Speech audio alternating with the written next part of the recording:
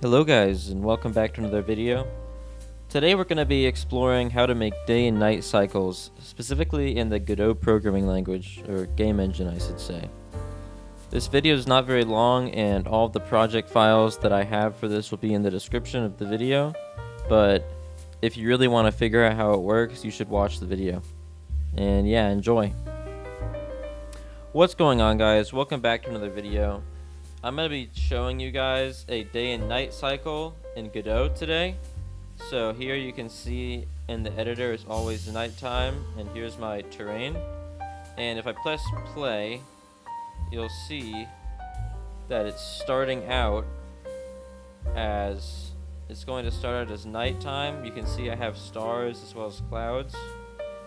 And then once the moon goes down, the sun comes up, and you can see that I have it sped up, but in reality you could make this a lot slower.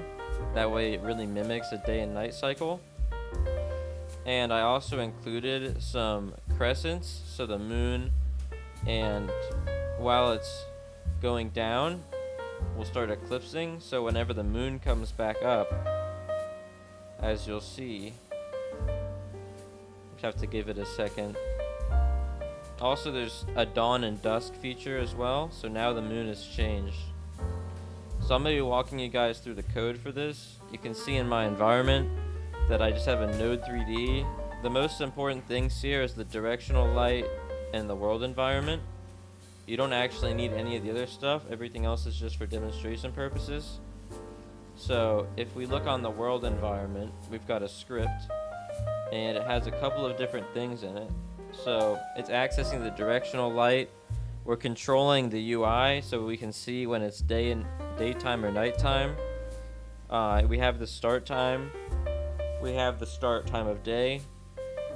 And we're accessing the directional light, getting the UI node, updating the sun position every time the update function is run. We're also getting the update shader parameters function so that we can modify the shader. That way the sun actually changes position, and we're setting the time here.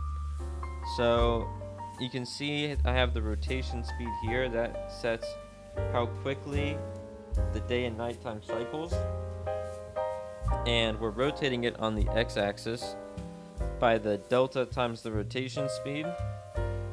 And in this function we're also updating the time and the time of day.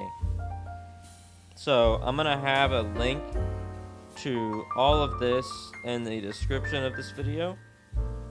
It'll have a GitHub repository that you can just clone, and you can use it to your own however you want to. I want to go over the skybox that we're using here. So if you look at the skybox, you'll see that we've got the sky.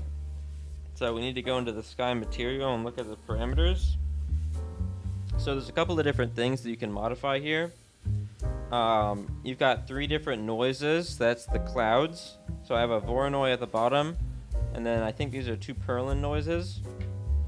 We've got a texture for the stars, and you can feel free to change these however you want. I would advise that you set the cloud color to be darker at night as compared to in the day, or else it kind of looks odd. You can change the cutoff for the stars. So say you don't want to see all of the stars, you just want to see the brightest. You can change the cutoff here. You can also change the horizon offset, the intensity, the sunset color, and the horizon color. You can see changes if it's day or night. You change the color of the sun and the moon. And yeah, that's what I wanted to show for this video. It's pretty simple. So if you don't really understand from the video, you can always clone the repository on GitHub and look at things that way. So yeah, that's about it.